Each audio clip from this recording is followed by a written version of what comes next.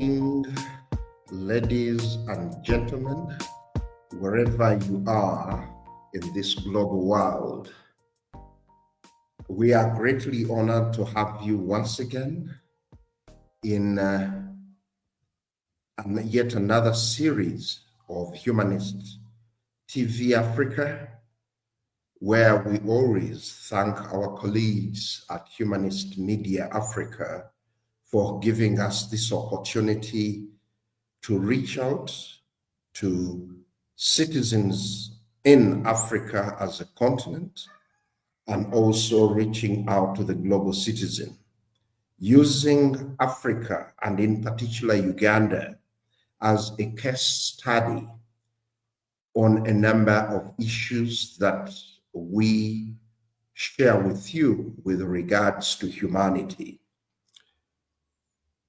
I would like to welcome you to the other yet an interesting TV series where we are discussing something very important and fundamental with regards to food, as we appreciate that food is everything. Food is a foundation. We are all here. We must have taken in something, and either a glass of water, which is food, a banana, or any substance. Even our lungs have already taken in, whether we are sleeping or awake, oxygen, which is food for them, and which oxygen is processed and also facilitates all our other body parts, all organs, to make us living. So, ladies and gentlemen, I would like to thank the management, all colleagues, in particular Dennis Bongole, producer, and all other hosts, wherever you are in the different countries on the continent of Africa. We have been rolling, and today we come back with an important aspect. Many of us will look at the domestic animals or the wild game or wildlife as an entity that just consumes whatever we reject. And we forget that the animal husbandry or the livestock is part of our food chain. They are species that are food producing animals. Once you give them junk, they will also give you junk. Once you give them quality, they will also give you quality. So today we would like to discuss the effects of aflatoxin on animal health and productivity. The health, we can relate it to human. Productivity too, we can relate it to human. Just imagine you eat food that is poisoned, you'll be unproductive. Just imagine a cow or a bull that is used in plowing and it consumes something bad. Will it be productive to take on the ox plows? If it's a donkey, it consumes something bad. Will it be able to do transportation? Most of us, in small scale, we have poultry at home. We have got piggery. We have got all other types of zero grazing. If you feed it with wrong food, as in feed and order will it be productive? And studies show, like Professor will tell us, the food we eat, when it is condemned and we give it to our animals and they consume it, when tests are done to their byproducts or to their products, they have found traces of contamination. So, ladies and gentlemen, wherever you are, using Uganda as a case study, I welcome you to yet another session where I would like to welcome Professor Kaya to come and share with us scientific and also share with us aspects in our day-to-day life. Later, I'll be welcoming Agnes Chirabo, the Chief Executive of Food Rights Alliance, an advocacy organization on issues to do with the right to food, issues of eliminating malnutrition in humanity. Then thereafter, I will be welcoming my colleague Bernard, with whom we work at Consent and also where he coordinates aspects of Food Safety Coalition.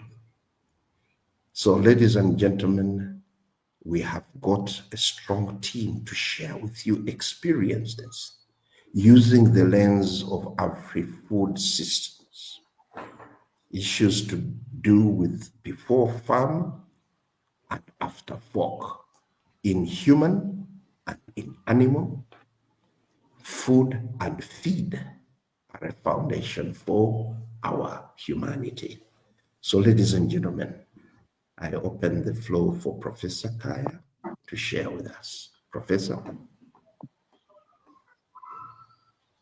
you're most welcome, and the floor is yours.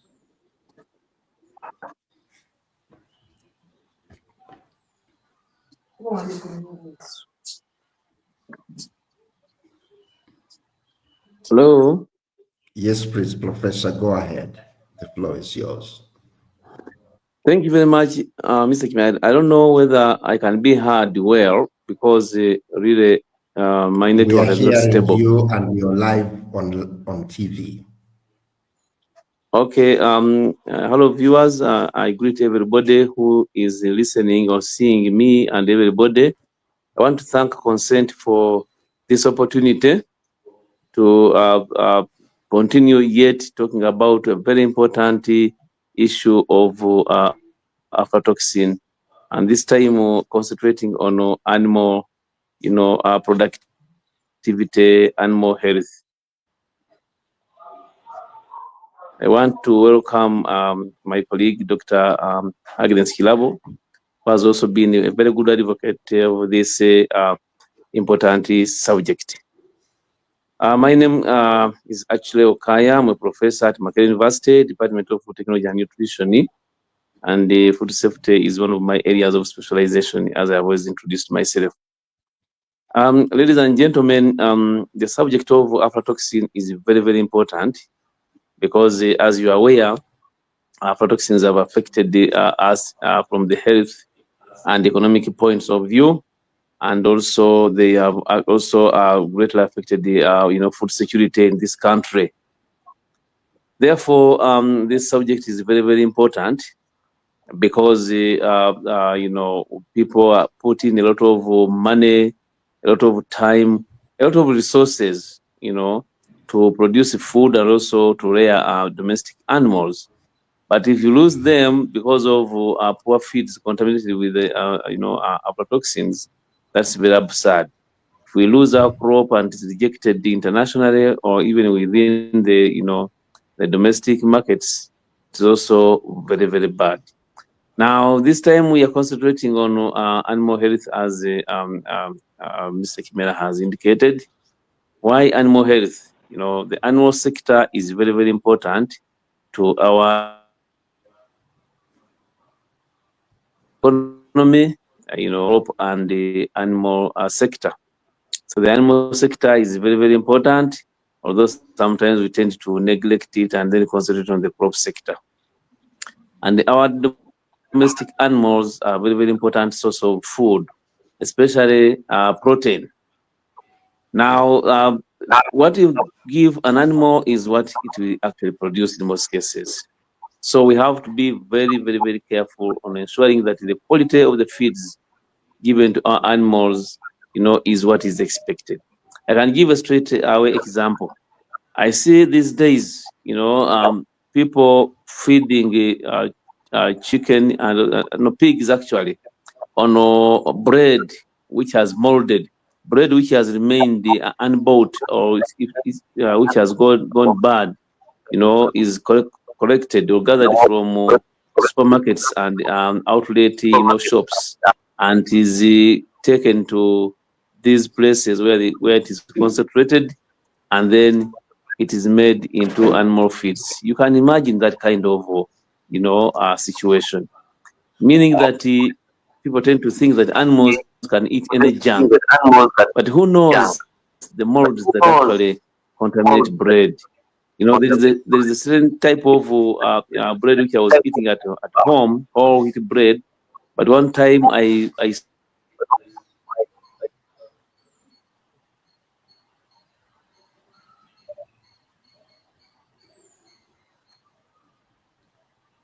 molds which produce. I said no more.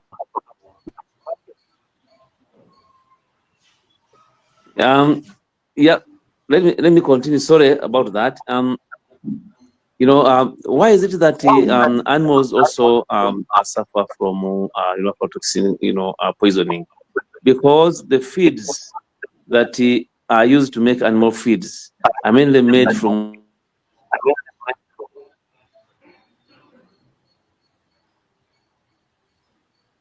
contaminated maize bran. Sometimes they call it broken. You know, then soybean is also a very good candidate for aflatoxin. Cotton seed cake, yeah, and then also mukene, because mukene silverfish is used as a source of calcium.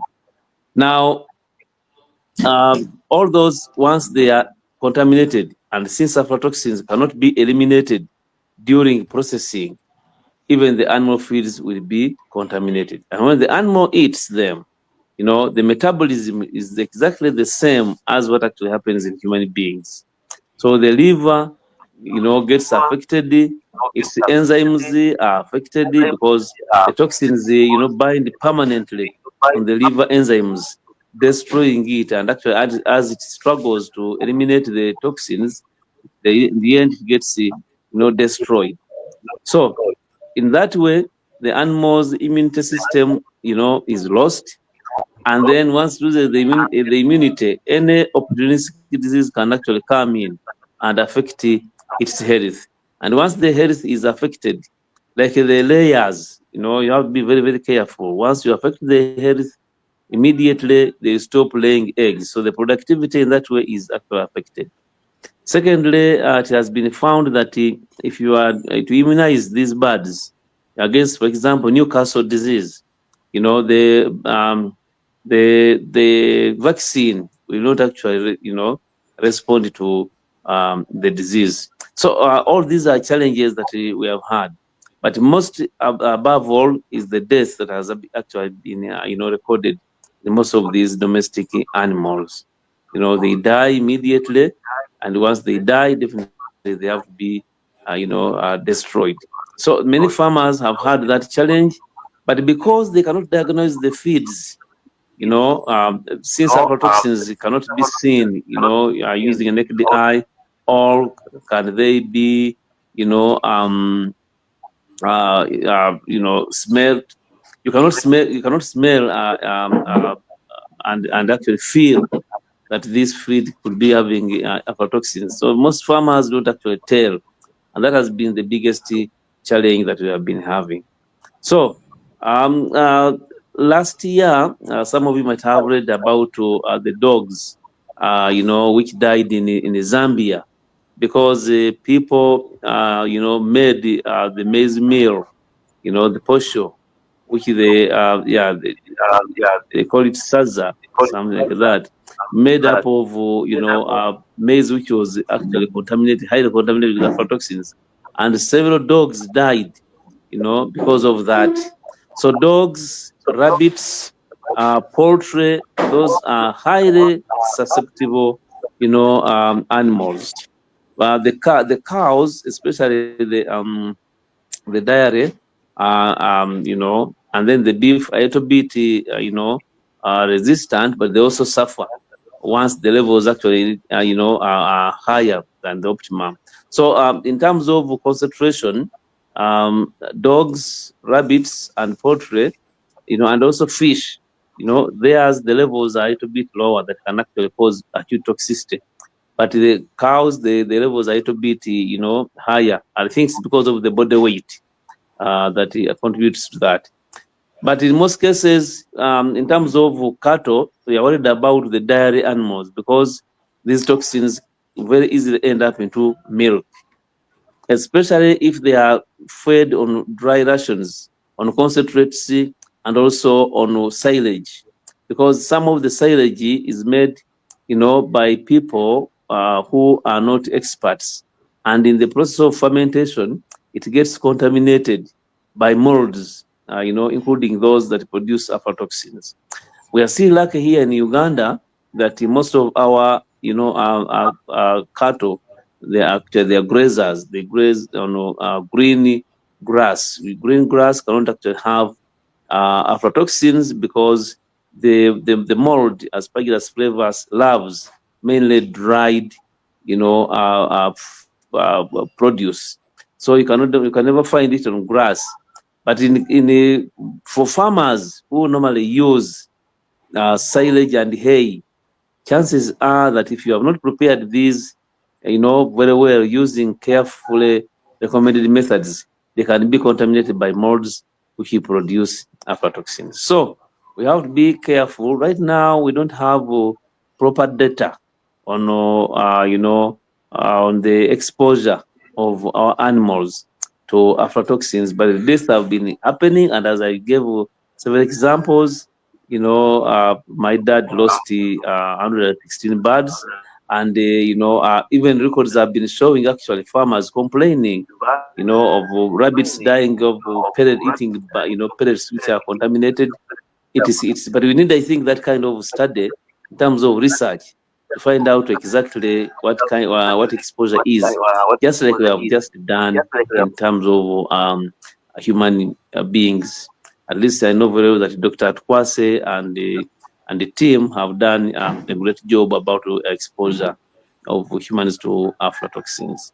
So I end up there for the time being, but once again, I want to apologize for the poor network because I'm in a place where, you know, uh, network is not good. Thank you very much, ladies and gentlemen, for listening to me. Thank you very much, Professor Kaya.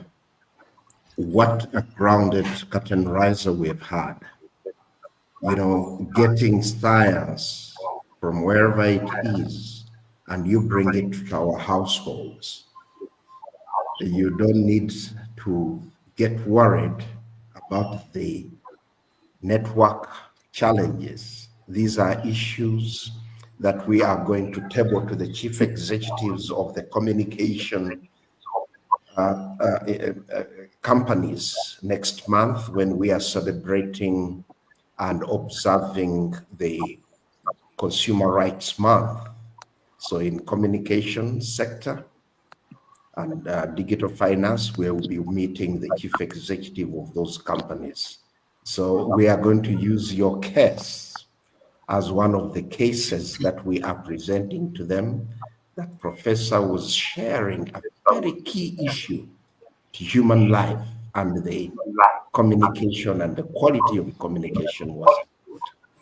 So, Professor, thank you very much for bringing down the subject matter from up scale and bringing it down to the daily lives that we live.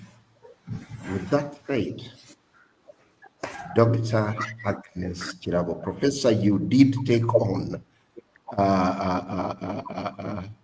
an honor, and we pray by the year of 2026, Agnes Kirabo is a doctor.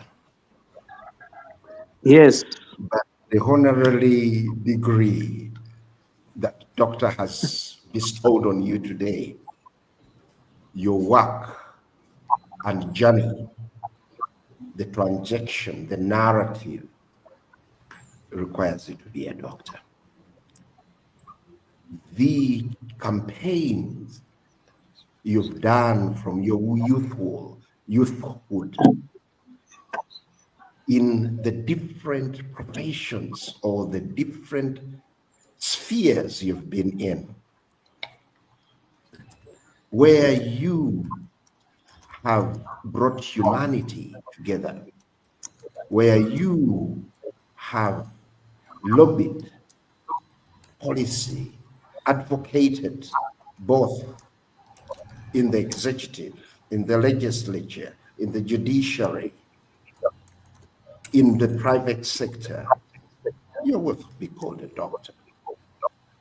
So, Agnes, it's a great honor to have you, and I would like you to share your advocacy experience, your nutritional experience. You are a farmer also, both directly and indirectly, how effects of aflatoxin can impact the health and productivity of animals. And human beings were also animals. So the floor is yours. Treat the subject matter to your best. Welcome, Dr. Agnes. Thank you so much, Henry.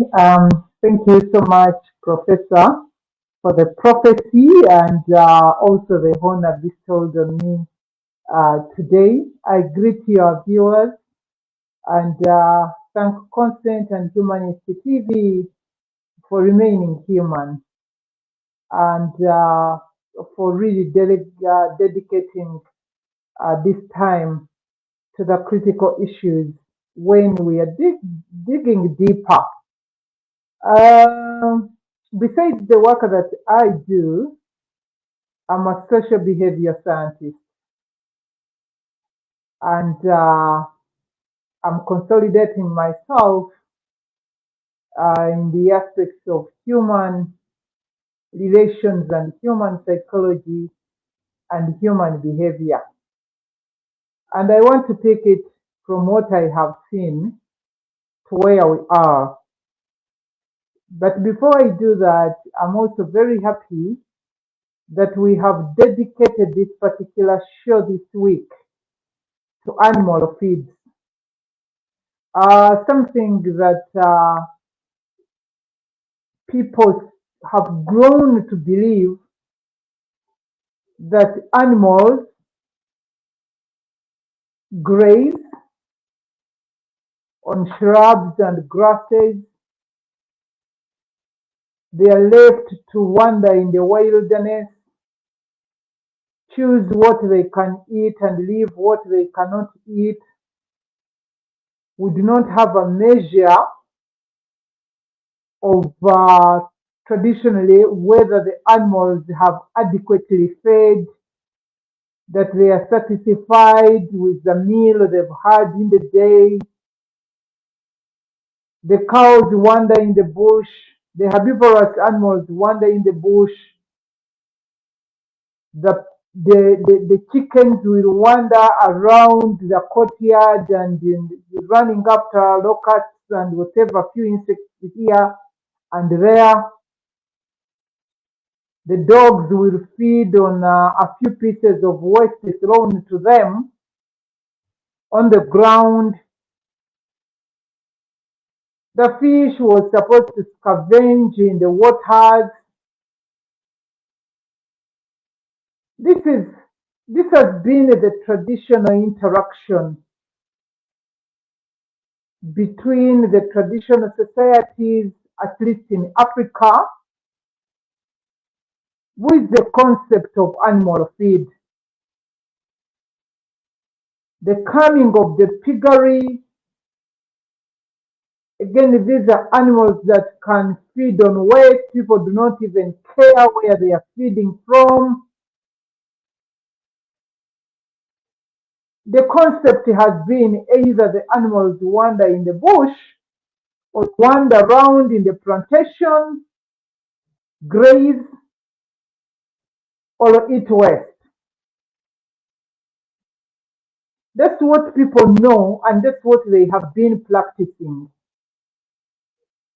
While in the traditional households, people wash plates, at least among the societies where I'm coming from, there was a rack. You wash plates properly well, and then spread them on the rack. They dry properly. Every household, no matter the status, had something at least clean where they keep the plates, where they keep the cups. But when it comes to the animals, even the domestic animals, people don't clean the eating troughs of the animals, the drinking troughs of the animals. Because in their mind, in their social construct, animals and food safety and cleanliness do not meet. They can eat anything, they can eat anywhere. That's what people knew. But the agri-food system continues to evolve, where animals now are confined and they are supposed to be fed. The cows are on zero grazing, the chickens are closed in their structures, and it is incumbent on the farmer to provide feed for these animals. Unfortunately, while that part of management evolved, the part of feeding has not significantly evolved because the traditional relationships of humans and animals and their behaviors still think animals can eat anything. Whether at industrialized level or at cottage level. If I could draw people's minds and they wander in their community psychologically, I think your mind lands on that place where they are. They call it a feed meal, where they are mixing, they're doing all sorts of things for animal feed. Please visit it if you can. Compared perhaps to a place where they are meeting human food. At least there is some bit of consciousness. Where they are dealing with animal feed, everything is on the ground. The birds are dirty, they are picked from anywhere. The birds are frequent visitors where the animal feed is being done. So even when we choose to industrialize in animal feed, we are still doing it in our traditional conscious way of dealing with animal feed. I know that there are quite so many farmers that pick that mixed feed for themselves, especially poultry farmers. My mother, the younger widow, with younger orphans, including myself, we used it to mix poultry feed. And we are doing it in the compound, bare ground. And I don't think that our household was unique. I know it is happening everywhere. So for me, it is an issue of people appreciating that giving this animal this condemned food now as feed, you're just prolonging the time for you to eat that feed. If you aren't able, it was condemned today that the bread is bad, has gone bad, we can't have it for breakfast.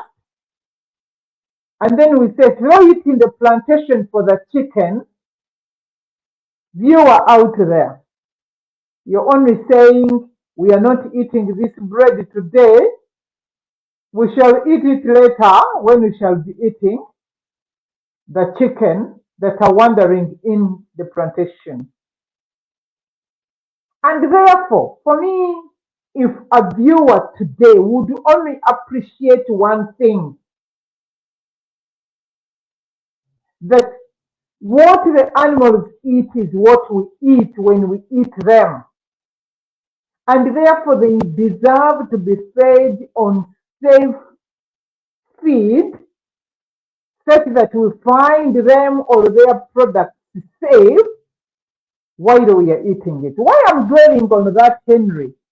You know, among the Baganda, they even have a saying, a proverbial saying, that if you want to think critical about what the chicken eats, you will not eat it.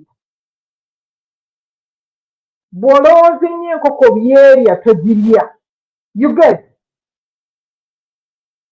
So among these societies, they were appreciating that as the birds wander, they eat so many things that do not deserve to be eaten by human beings, and therefore, if we are conscious, we wouldn't have eaten those birds based on what they wander. I mean, what they eat while they are wandering. I'm therefore inviting consumers of animal foods, the eggs, the milk, the fish, the chicken part. I'm inviting you to interest yourselves in what these farmers are feeding these animals on. Professor and colleagues, if only you knew what fish farmers are doing to our fish. Personally, I resorted to only eating capture fish. It's terrible. And like the professor has said, we have had several fish farmers claiming that somebody may have sneaked and poisoned their fish ponds because they found all their fish on top of the water floating dead. Please, nobody poisoned your fish pond. You poisoned your fish while feeding them. So where do we keep our animal feed? Where do we buy the raw materials that made the animal feed? When the maize grains are condemned, then they are immediately transferred to the feed millers to make feed. Where are these feeds being mixed from? Where are the birds eating from? How are their eating traps looking like? How often do we clean them dry? Where do your pigs feed from? The pigs, by the way, do not desire to live in a dirty environment. The professors, the scientists tell us that these are animals whose fat is very close to their naked skin. Pigs too love a clean environment. They can't be given a cooler environment with clean water. They cannot tell you that give us mud. They just need to cool their skins and so the fats beneath them. So even pigs deserve to eat clean feed. Therefore, viewers, animals do not eat waste. Animals eat feed. The implications to your investment, Professor Kaya has already put it on the table. The implications to your house, we have discussed this over and over again. We are only going to guarantee ourselves a safe food system if only we all raise our civic consciousness to what we want to eat, to the safety of what we want to eventually see getting into our stomach. Then we are going to be keen on where it is coming from. It is very important for you to be very conscious about where the animal was slaughtered from, where it is being sold, the meat is being sold from. It's very, very important on the quality of the saucepan in which you're cooking the meat from. But this time around, we are inviting you to interest yourself in knowing and following and tracking what the food that you're going to eat, and in this case, the animal product, was fed on.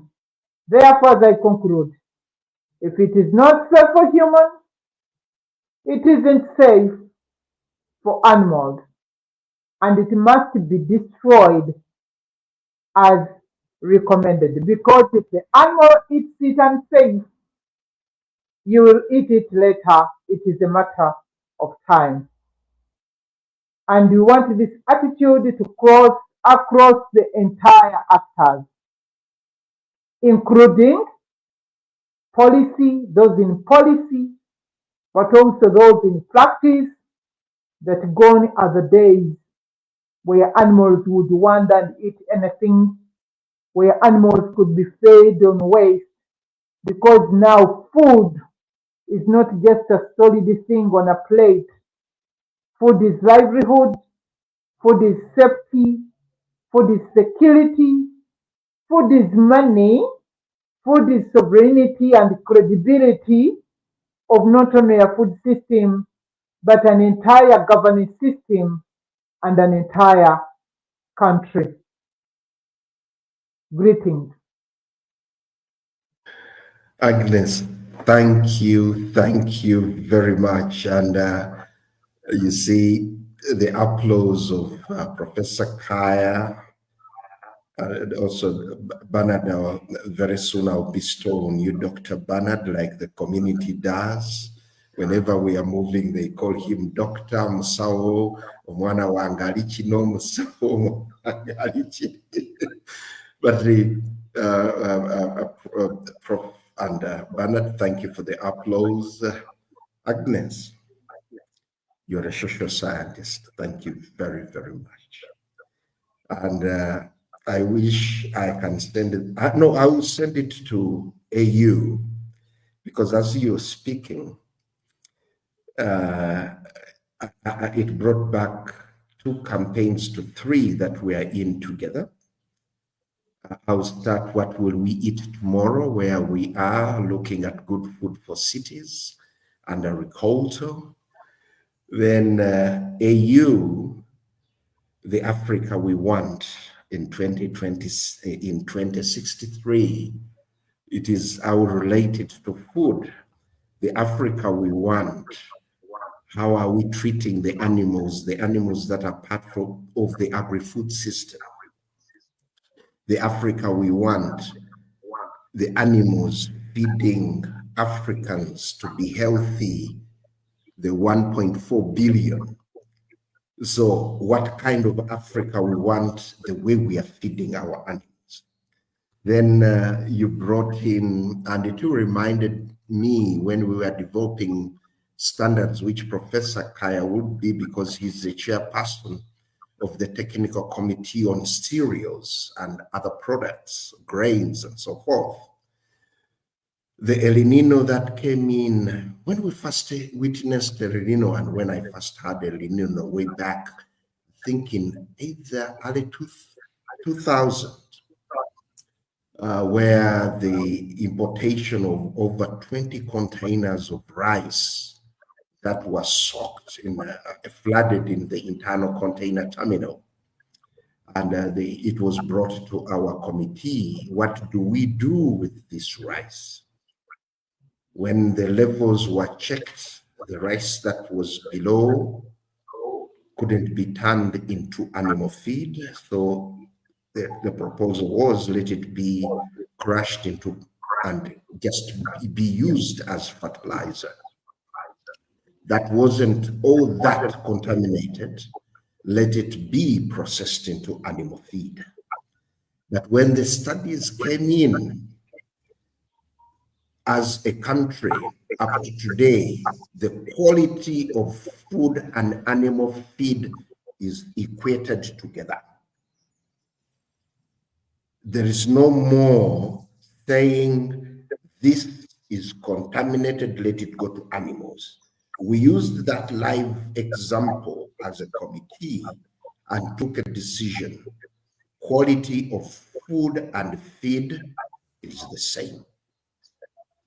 Because once it becomes feed for animals, they are food-producing animals. And this has been something as a country we have been rolling out, bringing in the examples of homes. That means that we have not done enough for sensitization awareness for homes to start appreciating as consumers that food and feed should be equated together. So I just loved that as you were sharing, it brought all these into being. And as you were sharing the welfare of animals, the other day a colleague was telling me, even to the chicken in the poultry, there is music. I said, what? Music in poultry? I only knew that for cows, but I was told even chicken these days, they play music for them. And I said, wow, if somebody can play music for the chicken, then one can afford to feed them quality feed. Because that welfare of entertainment with music. So I liked all that you have shared. They shall not, it took me to the commandments.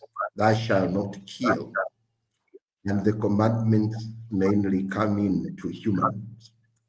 But Bernard uses that when he was taking food safety in church. I recall when he told people about the commandments, and all of you who know this commandment, but you are killing people every day. We shouldn't be all in church because you say, thou shalt not kill. And when you, Agnes, you said that if you feed your animals on stale bread or anything contaminated, you're postponing to eat it. Because once you feed it to the animals, by the time it grows, it catches up with you, whatever you gave the animals. So I loved most of the aspects, linking them to whatever Professor shared.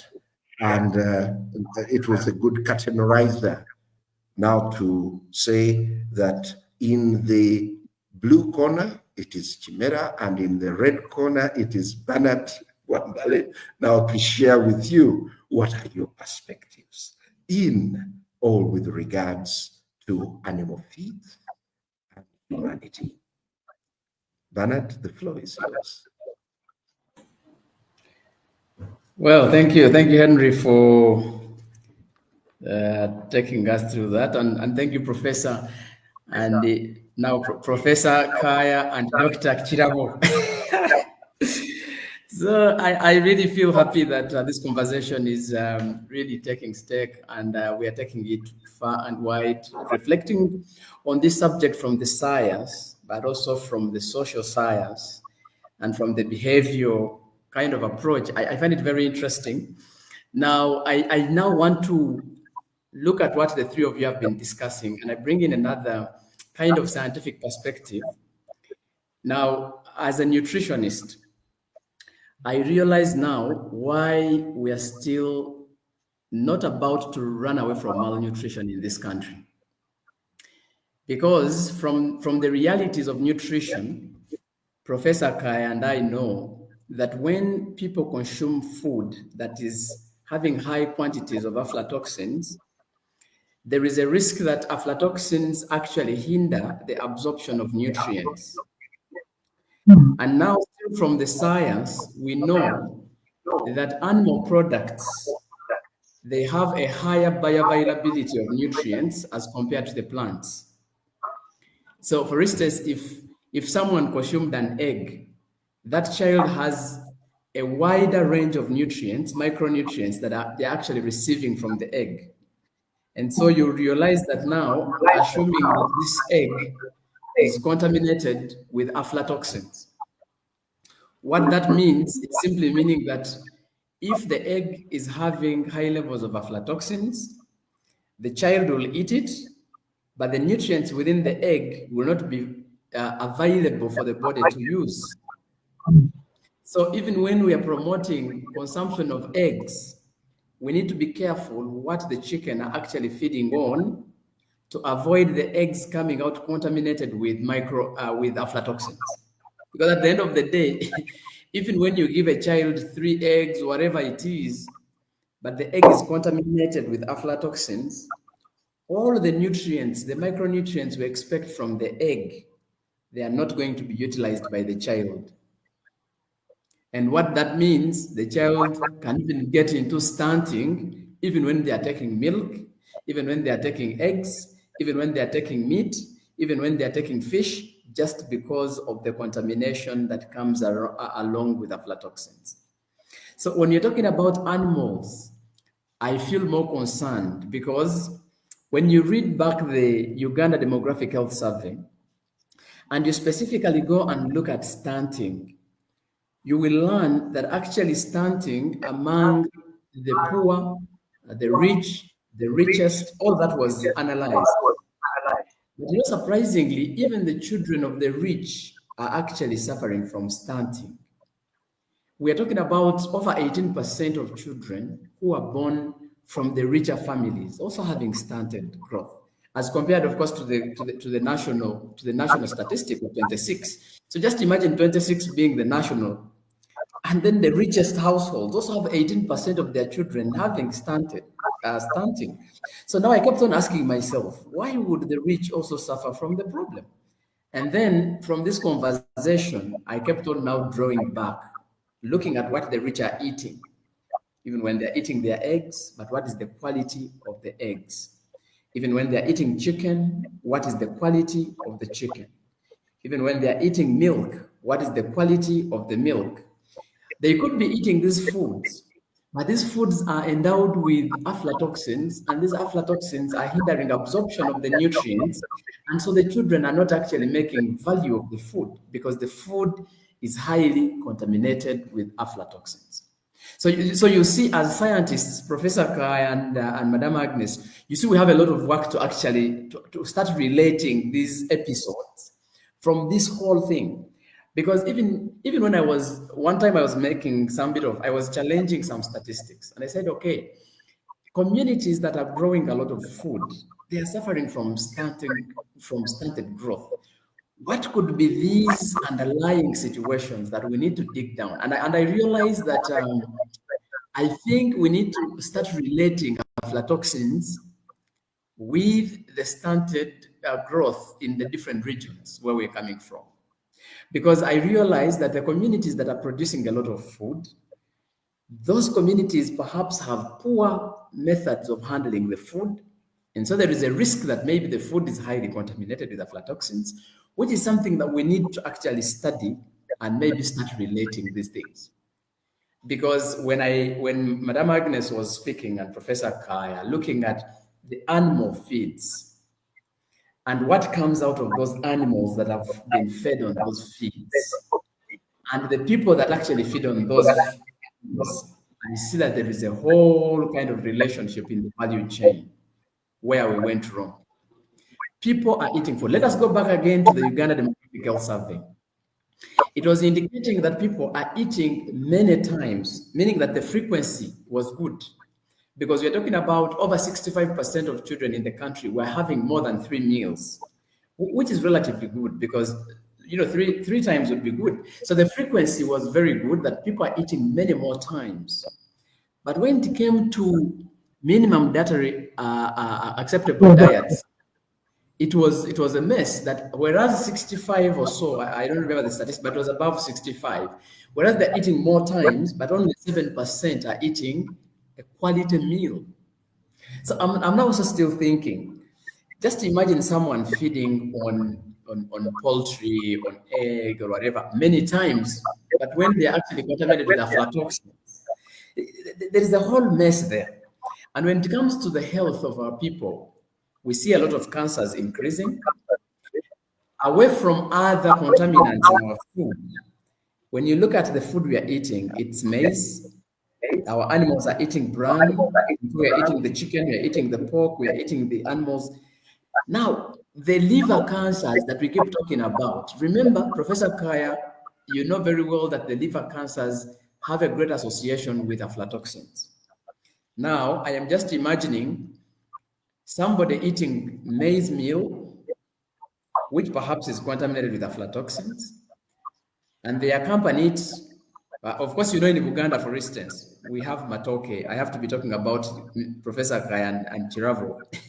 If you're eating your matoke and you're eating with posho, you know how we eat here in our area. It is matoke, posho. But what is the accompanying sauce? It is ground nuts or chicken, beef, or something like that. So you realize that your plate might be having contaminated maize with contaminated poultry, contaminated ground nuts. So how then do we survive this liver cancer thing? So it is until our people start recognizing that handling food is part and parcel of diet. Diet should not be looked at as the meal that is just being served.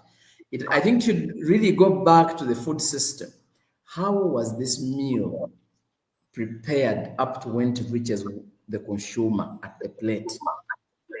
And I think as advocates, every time we are talking about aflatoxins, we should be looking at it from the perspective of the food system, animals and plants. Because if we like it or not, they will serve us ground nuts at lunchtime, but at break time, we would have eaten an egg. So if the ground nuts, which are the plants, are contaminated with aflatoxins, at lunchtime, you're eating an egg, which was also fed or bran from the contaminated maize. So you see, it's a whole mess. And you see in Uganda, it's very interesting that bran, which is supposed to be eaten by human beings, is actually eaten by pigs. No wonder they put on weight. Now, if the bran is coming from aflatoxin-endowed maize, and this maize is being fed now through bran to the pigs, and you know how many men and women in this country eat chikalaya, there is a likelihood that if we are not careful with animal feeds, then people are going to perish. Just imagine that around universities, around cities, People prefer eating chicken. Now we have the triple C, chicken, chops, and chips. Now just imagine the chicken which is being fed on bran or whatever it is that is contaminated with aflatoxins, and that is the most consumed food around universities, around cities. Then it means that the health we are talking about, we are not yet about to achieve health for all unless we first deal with the issue of food handling. So the subject of aflatoxins should be dealt with the way we are dealing with highly hazardous pesticides. That is the attention we should give. Whereas the government is increasing a budget for cancer at the Cancer Institute, Madam Chirabo knows very well that this time the Cancer Institute has been given more money according to the budget framework paper 2025-2026. They have allocated more money to the Cancer Institute because there's trouble. But why should we invest money to address the cancer and we don't have the money to address where the cancer is coming from? So the issue of causal effect has to come in here. As we are allocating money, how much money are we allocating to proper food handling, awareness creation, capacity building, and handling issues around this whole subject? We had the aflatoxin strategy, but how much money did we put in this as a government, for instance, as civil society organizations? Where are we putting the money? Because we cannot start investing in health when we are not investing in the cause of ill health. So I think that we need to start correlating these things. Whereas you want to improve production, we need to think about what are those things that are actually compromising the quality of the people, that is actually leading to high burden of disease, that is causing a lot of problems to humanity. So I really love the fact that when you're talking about aflatoxins in animal feeds, I go back to relate it to the health and well-being of human beings. So I think that Chirabo and Professor Kaya, we see that whenever we're going for these sessions on stunting, on malnutrition, on micronutrient deficiencies, anemia, is it vitamin A deficiency, those deficiencies are actually having a relationship with this aflatoxin thing we are talking about, because people are eating, but people are not eating food that can be absorbed, that can be metabolized by their bodies just because they are highly endowed with aflatoxins. So this could be one of the challenges that we need to address to be able to respond to the malnutrition burden in this country. If we investigate that, we may find actually that the risk factor to the stunting levels, to the malnutrition levels, to the micronutrient deficiencies are actually aflatoxins. If you look at the statistics, we see that most of our women in Uganda are anemic, but these women are the cooks. They're the ones cooking food. They're the ones looking after chicken. They're the ones looking after the animals. They're the ones doing agriculture. Why should they be victims of this hidden hunger we're talking about? And yet they're feeding. The issue might be that they are feeding, but they are feeding on aflatoxin-rich food, which aflatoxins are hindering absorption of the nutrients. And so when you test them for anemia, they will certainly be anemic. When you test children for vitamin A, they will certainly be vitamin A deficient. When you check out for vitamin D deficiency, they will certainly be vitamin D deficient. When you check for zinc, when you check for folate, when you check all of those micronutrients, by the way, they are being stopped or hindered by aflatoxins from performing their duties in their bodies. So this malnutrition burden thing, there is no way we can talk about malnutrition without talking about aflatoxins. So we need to fight harder and make sure that the food we are giving to the population is free of aflatoxins, because if the aflatoxins don't get out of the food system, malnutrition will rise, hidden hunger will rise, people will die of cancers, people will die of hunger. Remember, there is no food and nutrition security without food safety. So let us aim at food safety for all and by all, and we make sure that the food is safe, because if it is not safe, it ceases to be food. Thank you so much, colleagues. That is the little I can share in the remaining time. Thank you so much, and over to you, Henry. I always wonder why I look forward to Friday. And now I'm looking forward to next Friday.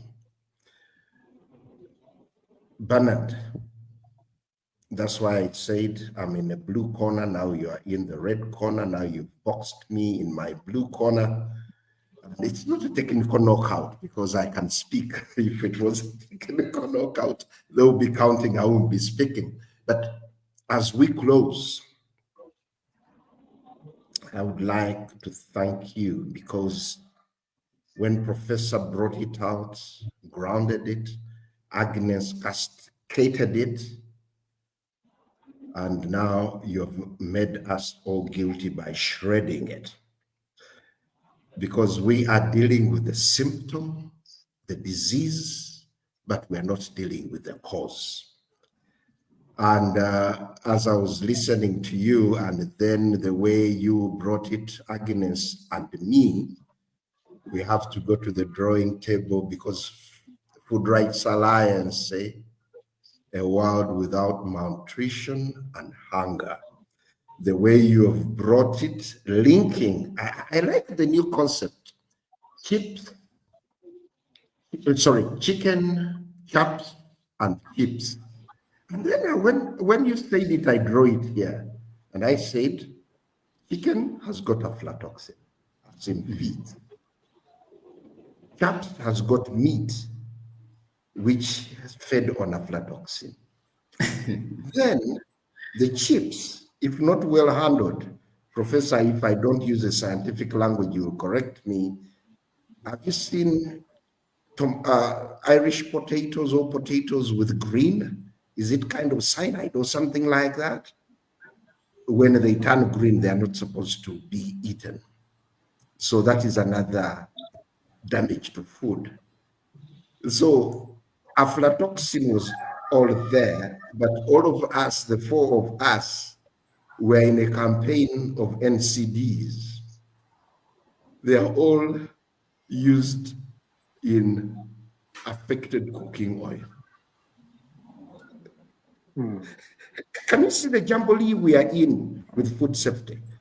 The fat, the continuous fat, Professor, you've just concluded a study on cooking oils. Chips was part of the samples. Chicken was part of the samples. Fish was part of the samples. And all of these, the way Bernard was saying, fish is affected. Now, after being affected with aflatoxin feeds, now it goes into the cooking oil. What kind of vicious cycle are we living in? But I would like to thank you all for the sharing that has brought out. Bernard, you brought in the nutrition narrative, and this brought back the aspect. It is all our business.